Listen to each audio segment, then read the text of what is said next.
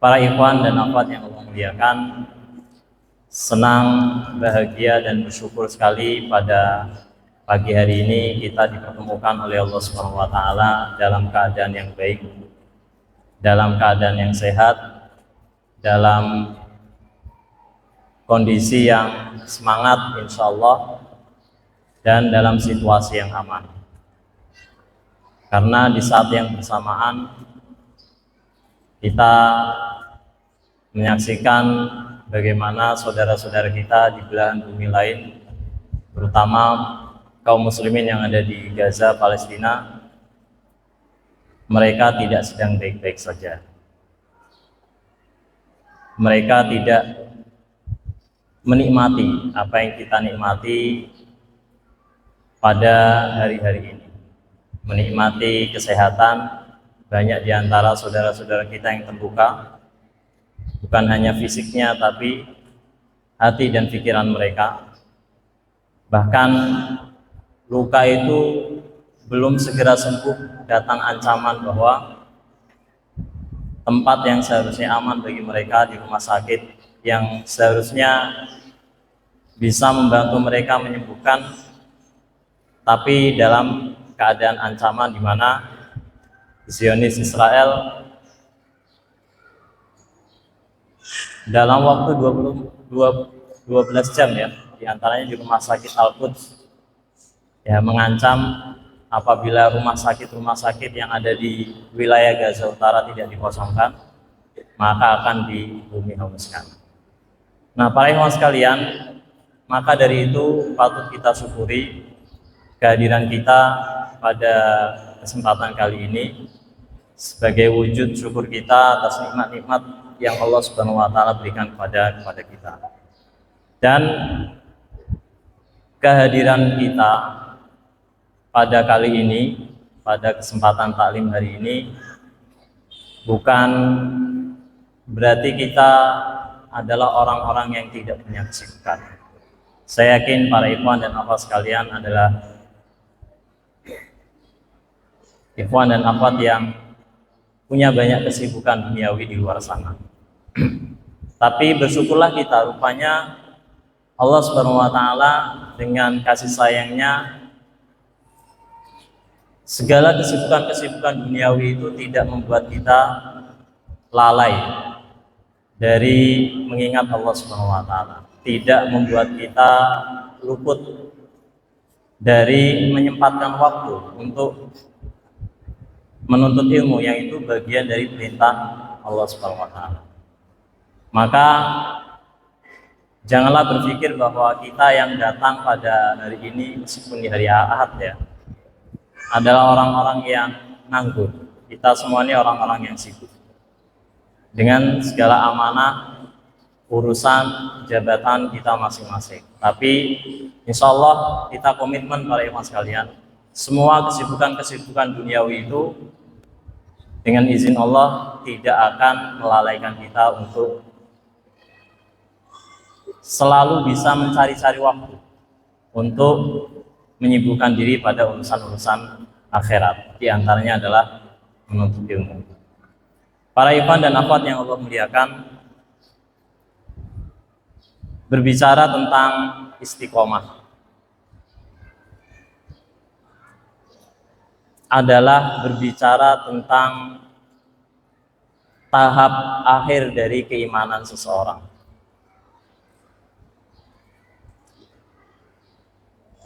Di dalam surat Al-Asr, Allah Subhanahu wa taala berfirman, wal asri innal ladzina illal ladzi, wal asri, dan demi masa, innal insana lafi khusrin, sesungguhnya manusia itu berada dalam kerugian, illal ladzina amanu wa amilus solihati wa tawassaw bil haqqi wa tawassaw bis sabr, kecuali orang-orang yang beriman, beramal soleh, saling menasihati dalam kebenaran dan saling menasihati dalam kesabaran.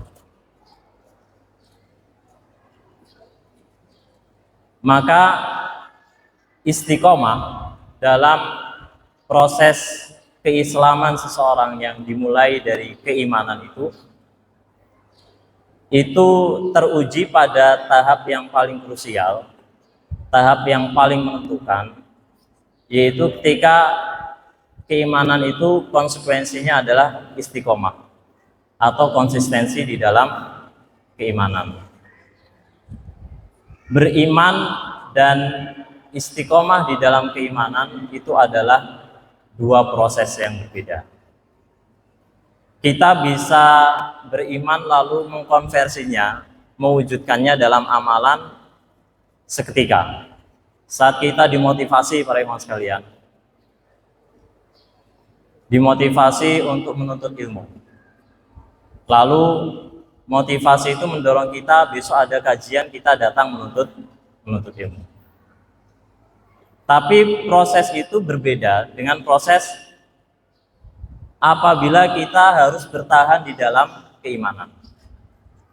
Maka proses bertahan di dalam keimanan itu menuntut kita, kalau tadi iman, ya, motivasi menuntut ilmu mendorong kita untuk mengikuti kajian, maka perintah istiqomah itu mendorong kita untuk tidak pernah absen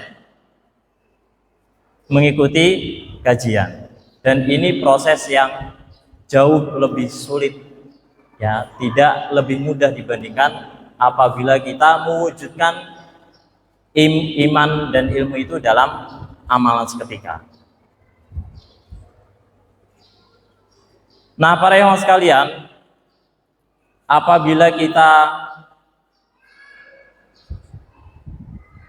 telusuri makna istiqomah secara bahasa di dalam kitab Al-Mufrad karya Ar-Raghib, Al-Mufradat, beliau mengatakan bahwa istiqomah itu adalah al-luzumu wad dawam, atau terus menerus, ya, dan bertetap ala al-manhajis sahih, di atas manhaj yang benar, atau al-manhaj al-qawim, di atas manhaj yang lurus.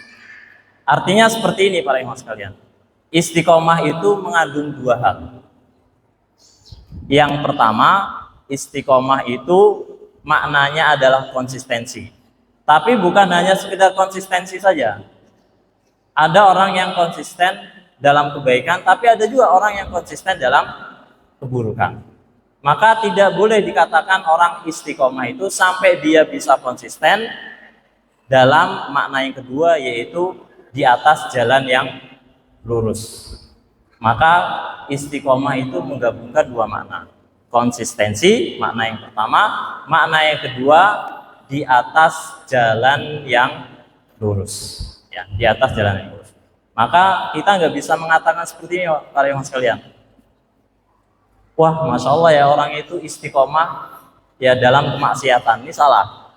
Kenapa? Karena makna istiqomah itu bukan istiqomah dalam kemaksiatan. Istiqomah itu lurus, istiqomah dalam manhaj yang lurus. Jadi ada makna kesinambungan, juga ada makna yang kedua, jalan yang lurus. Dari sisi bahasa, juga istiqomah itu at-tawassut wal i'tidal.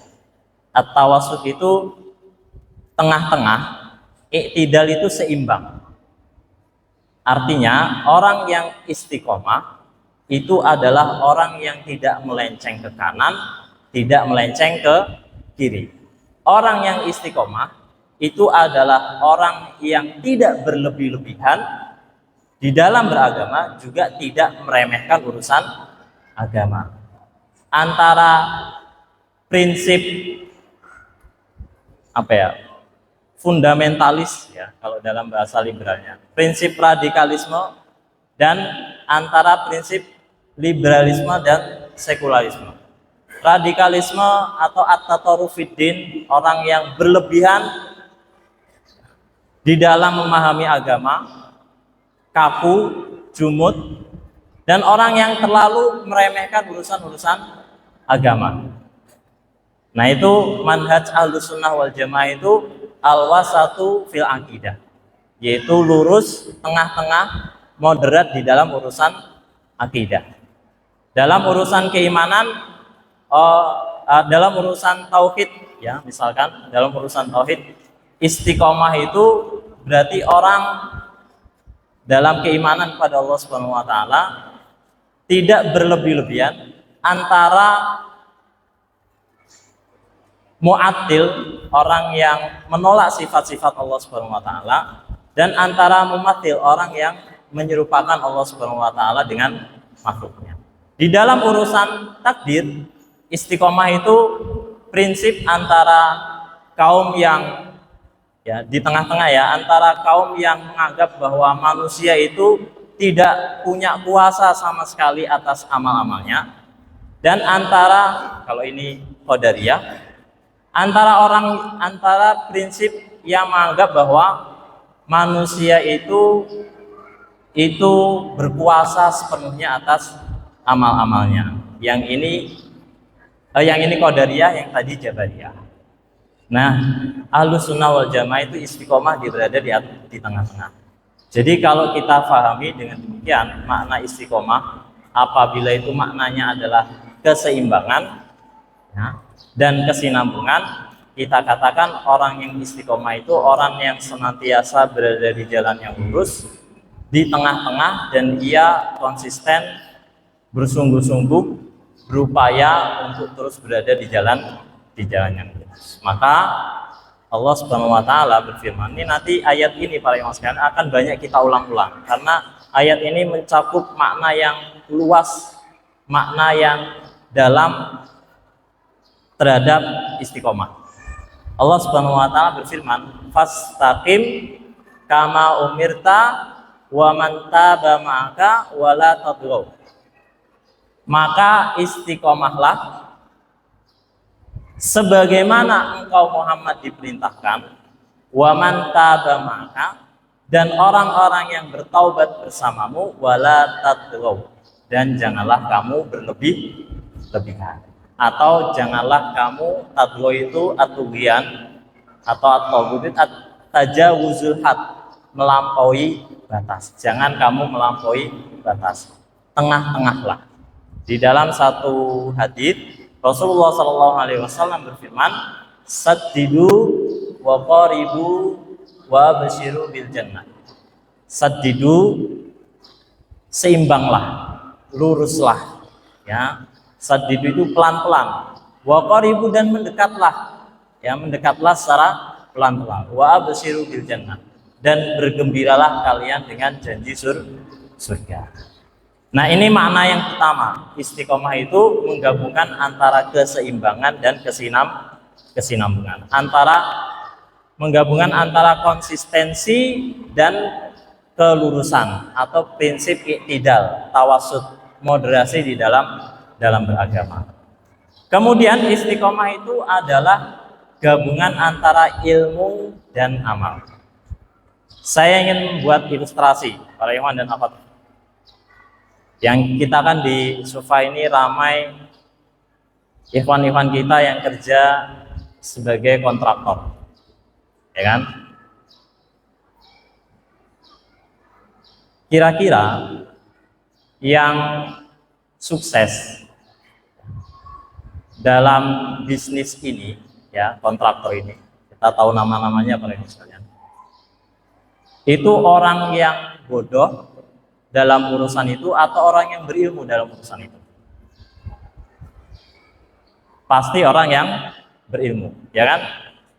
Pak Mas'ud, ya, yang sukses dalam kontraktor, atau siapa lagi, ya, Pak Suhar, pasti orang yang tahu, ya, tahu betul, ya, masalah itu, ya, masalah proyek-proyek seperti itu. Bagaimana marketingnya, mengukur cash flow-nya seperti apa, mengukur keuangan seperti apa, mungkin pakai juga analisis SWOT seperti apa, dan seterusnya dia tekuni. Kalau orang berilmu itu bisa istiqomah, tapi kalau orang yang tidak berilmu, orang yang nggak tahu urusan itu, susah sekali untuk istiqomah, susah sekali untuk bisa konsisten. Kalau nggak dipelajari, kok saya gagal terus ya bisnis ini, kok sepertinya rugi terus, nggak pernah untung. Dia nggak pernah belajar urusan kontrak seperti itu, proyek-proyek seperti itu, ya dia susah akan konsisten. Tapi kalau ia pelajari, ia tekuni, ya, kemudian ia berdasarkan pengalaman-pengalaman, jadi ia tahu, ia bisa konsisten dalam ini ilustrasinya. Kemudian ilustrasi juga para ikhwan sekalian. Kalau cuma dipelajari nggak diamalkan, belajar buku-buku marketing tentang itu, ngobrol sama teman-teman yang kerja menekuni bidang itu, sudah itu saja nggak diamalkan, kira-kira bisa konsisten nggak? Nggak bisa. Maka ilmu dan amal itu adalah syarat istiqomah. Kalau dalam urusan dunia aja seperti itu, apalagi dalam urusan akhirat. Dalam urusan akhirat, Allah Subhanahu wa taala menetapkan orang itu bisa istiqomah apabila dia menggabungkan ilmu dan amal. Satu contoh, kita puasa nih Senin Kemis para ikhwan sekalian. Ada motivasi untuk puasa Senin Kemis. Tapi motivasi itu kita dengar, bukan motivasi. Kita dengar dari orang yang tidak berilmu. Misalkan dia ngomong seperti ini, puasa Senin Kemis yuk. Emang kenapa? Pokoknya puasa saja. Kita dapat informasi puasa Senin Kemis itu dari sunnah, itu masuk sunnah Nabi SAW puasa Senin Kemis. Tapi kita nggak tahu apa manfaatnya, apa keutamaannya, keuntungannya duniawi apa, keuntungan akhiratnya seperti apa. Kalau kita nggak tahu, bisa nggak kita konsisten puasa Senin Kemis? Nggak bisa. Juga berilmu kalau nggak kita amalkan, kita tahu saja itu. Tapi motivasi untuk puasa Senin Kemis itu tidak kita konversikan dalam bentuk amalan, ya kita nggak akan bisa istiqomah. Sekali dua kali kita akan terus usia konsistensi kita pendek para ikhwan sekalian. Maka istiqomah itu menggabungkan antara ilmu dan amal. Ya, kita sepakat para ikhwan sekalian. Bahkan Mu'ad bin Jabal radhiyallahu an pernah mengatakan seperti ini para ikhwan sekalian. Ta'allamu, belajarlah kalian. Fa innahu la yanfa'ukumul ilma, la yanfa'ukumullahu bil ilmi hatta ta'malu. Belajarlah kalian sepuas kalian. Sesungguhnya Allah Subhanahu wa taala tidak akan mendatangkan manfaat, tidak akan memberikan keberkahan, tidak akan menjanjikan atau memberikan buah-buah dari ilmu itu, bil ilmi, dari ilmu itu, hatta ta'malu, sampai kalian amalkan. Jadi orang apabila dia mempelajari dengan baik urusan-urusan agama, kemudian dia praktekkan dalam kehidupannya sehari-hari, baru dia bisa istiqomah, konsisten di atas manhaj yang lurus. Ali bin Abi Thalib radhiyallahu anhu ketika ditanya tentang apa itu istiqomah, kata beliau, istaqimu addul faraidah, istiqomahlah, kemudian amalkanlah amalan-amalan yang wajib. Dia mengatakan addu, tunaikanlah, maksudnya wujudkan istiqomah itu di dalam amalan. Tanpa amal seseorang tidak akan bisa istiqomah, ya, tidak akan bisa istiqomah. Jadi istiqomah sekali lagi itu penggabungan antara pengetahuan dan pengalaman, penggabungan antara ilmu dan amal, antara ilmu dan pengamalan. Ada pengalaman, ada pengamalan. Sekarang yang ketiga, istiqomah itu adalah penggabungan antara ikhlas dan ittiba. Kalau kita beramal para ikhwan sekalian, tapi motivasi amal kita itu karena manusia, atau motivasi amal kita karena dunia, percayalah, amal kita nggak akan panjang, pasti pendek. Saya kasih ilustrasi. Ini bukan ilustrasi, ini kisah nyata lah. Dari saya sendiri. Waktu saya kuliah di Libya, karena saya mahasiswa yang fakir ya, miskin ya, saya milih tinggal di asrama yang gratis, dan setiap Senin Kemis ada makanan gratis buat yang puasa. Lumayan ya, ngirit-ngirit uang saku, saya ikut puasa Senin Kemis. Tapi motivasinya apa? Biar dapat sahur dan buka gratis. Saya hampir nggak pernah ninggalin Senin Kemis selama 4 tahun S1 Syariah di Libya. Ya, dari takmili sampai separuh syariah. Tapi setelah saya keluar dari asrama, setelah saya lulus dari Libya, susah puasa Senin Kemis para ibu sekalian. Susah, kenapa? Karena motivasi saya waktu puasa Senin Kemis itu biar ngirit finansial saya, ya, finansial saja, urusan dunia.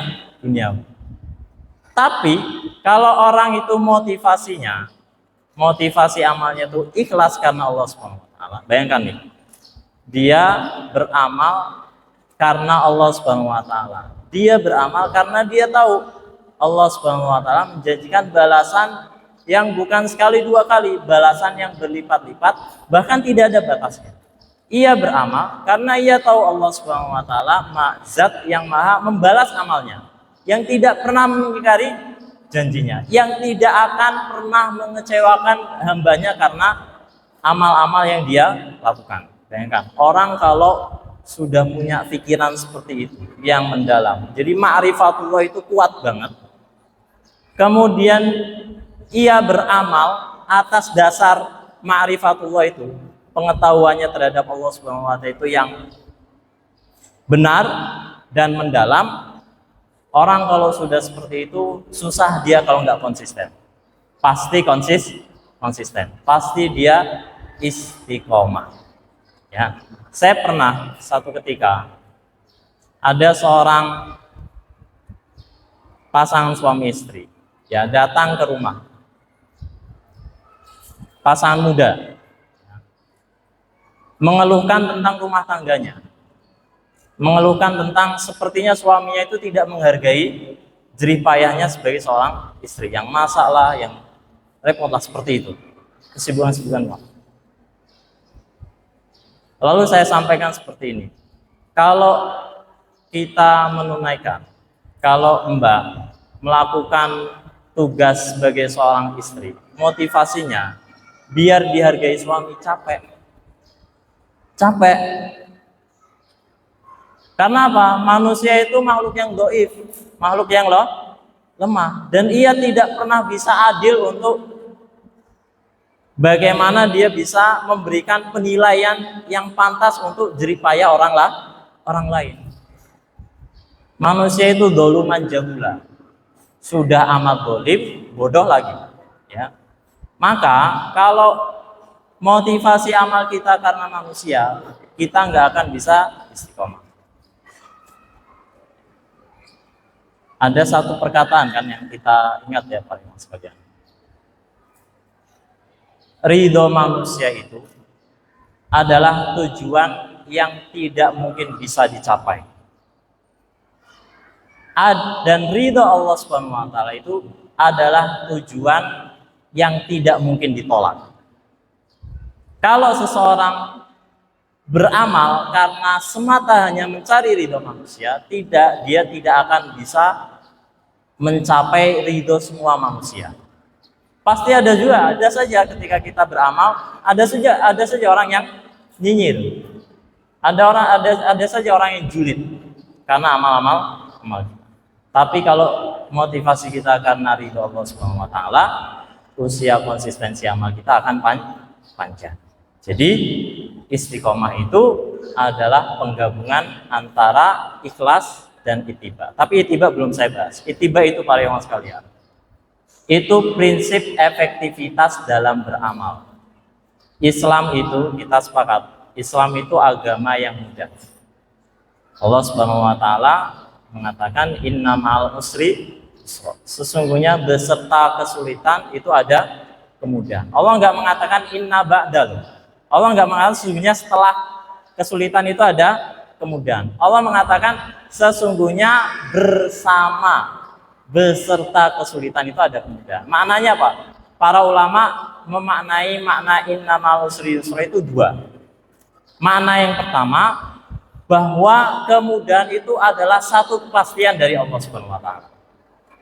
Makanya diiringi kesulitan itu dengan kemudahan. Kita kadang nggak nyadar nih Pak Mas sekalian. Kita kadang nggak nyadar saat kita berjuang bersungguh-sungguh untuk melakukan satu amalan, kita nggak sadar rupanya di dalam perjuangan kita yang sungguh-sungguh itu ada kemudahan. Kemudahan itu dalam bentuk apa? Kemudahan itu dalam bentuk at-taufiq wal hidayah, yaitu taufik dan hidayah. Apa? Rasa enak dalam berjuang, rasa enak dalam bersungguh-sungguh dalam beramal, rasa nggak males dalam beramal. Sesungguhnya itu adalah makna kemudahan di dalam beramal. Maka Allah mengatakan innamal usri yusra. Kemudian makna yang kedua, bahwasanya kemudahan itu sesuatu yang sangat dekat dengan kesulitan. Artinya kemudahan itu sudah pasti datang sebagai jaminan dari Allah Subhanahu wa taala, dan Allah menjamin kemudahan itu tidak datang lama setelah kesulitan yang kita capai. Kemudahan itu pasti datang dan ia dekat dengan kesulitan. Bahkan seperti yang saya sampaikan, kemudahan itu kadang masuk di dalam proses kesulitan. Maka para ulama ketika menafsirkan ini, memaknai hadits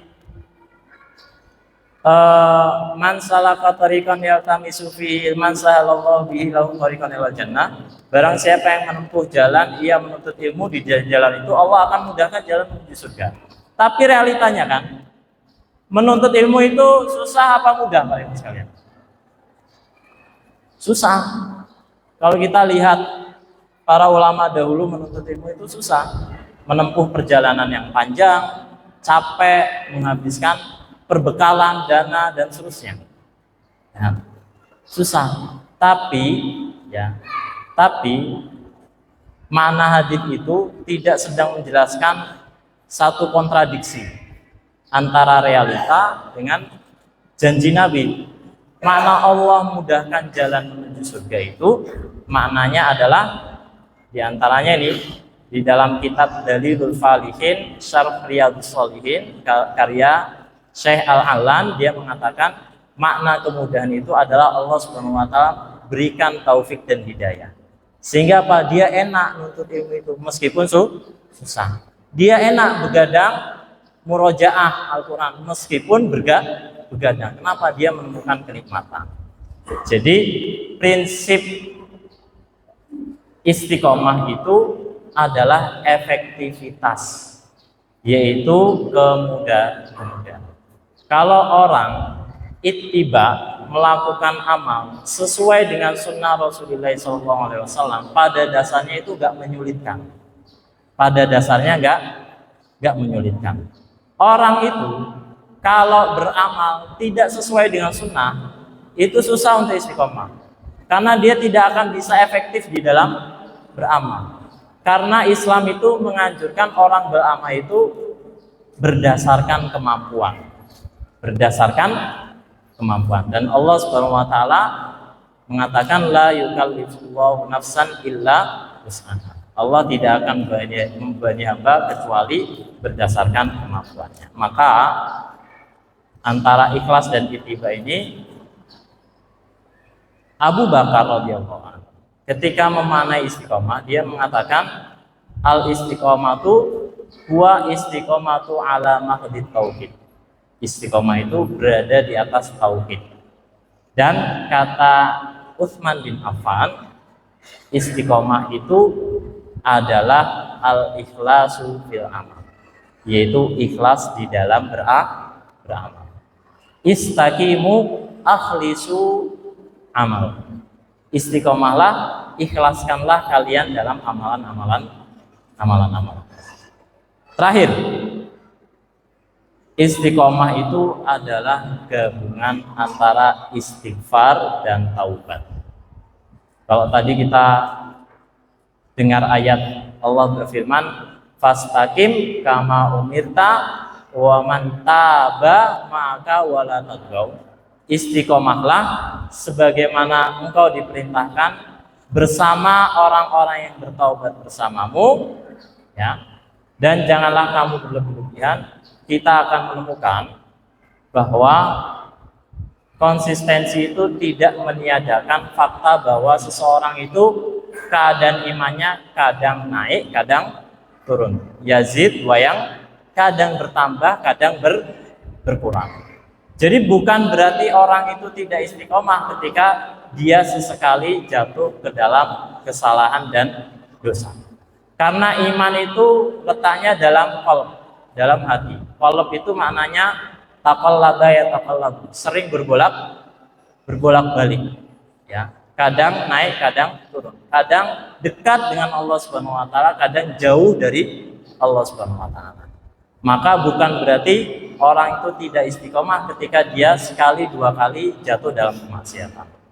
Maka istiqomah itu sebagai proses yang manusiawi itu membutuhkan istighfar dan taubat. Allah mengatakan tadi ya, wa man taba ma'aka, dan orang-orang yang bertaubat bersamamu. Jadi istiqomah itu membutuhkan pertaubatan.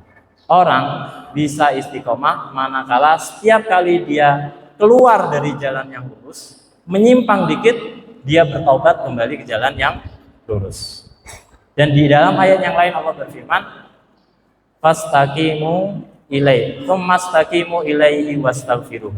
Kemudian istiqomahlah kalian kepada Allah Subhanahu wa taala, kepada jalan yang lurus, wastaghfiruh, dan beristighfarlah. Jadi istiqomah itu menuntut kita untuk senantiasa beristighfar, meminta ampun kepada Allah Subhanahu wa taala. Setiap kali kita melenceng dari jalan yang lurus, kita kembali. Itu makna istiqomah. Terakhir lagi para ikhwan sekalian, sebelum terakhir ya. Satu kali lagi.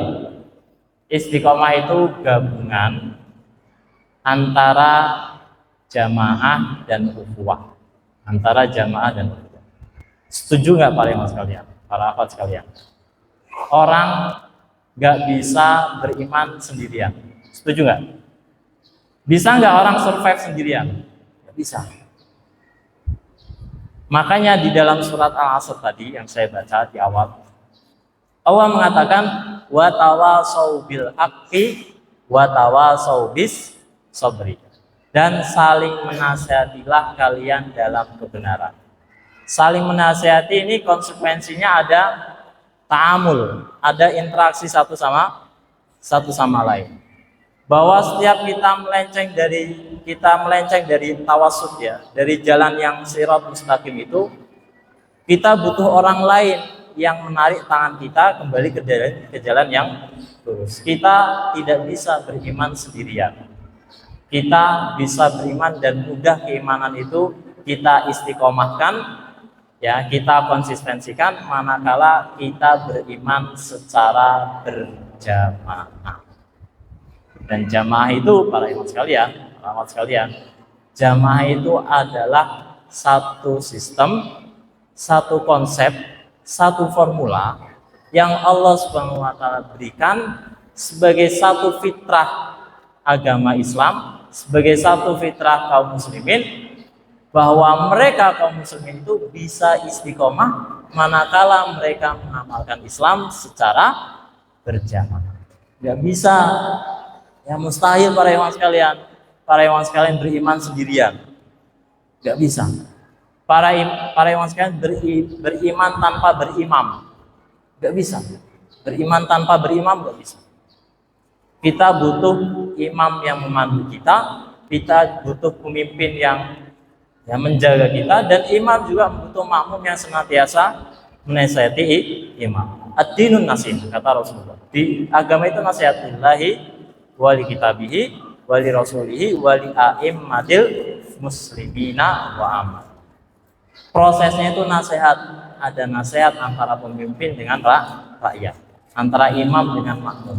ada nasihat li ammatil muslimin, sesama kaum muslimin. Jadi istiqomah itu mengharuskan kita untuk bersama. Maka di ayat tadi fastaqim kama umirta wa man taba ma'aka. Istiqomahlah sebagaimana engkau diperintahkan, dan istiqomahlah itu bersama orang-orang yang bertaubat bersamamu. Jadi taba ma'aka, ada kata ma'iyah, ada makna kebersamaan di dalam proses istiqomah. Dan di dalam ayat yang lain Allah mengatakan sesungguhnya orang-orang nastaqamu, ya, innalladzina qalu rabbunallah, sesungguhnya orang-orang yang mereka mengatakan Rabb kami adalah Allah, tsumastaqamu, kemudian mereka istiqomah. Allah mengatakan innalladzina, orang-orang, ini kan ada makna jamaah, ada makna plural, ya, ada makna plural. Sama-sama mengatakan Rabbunallah.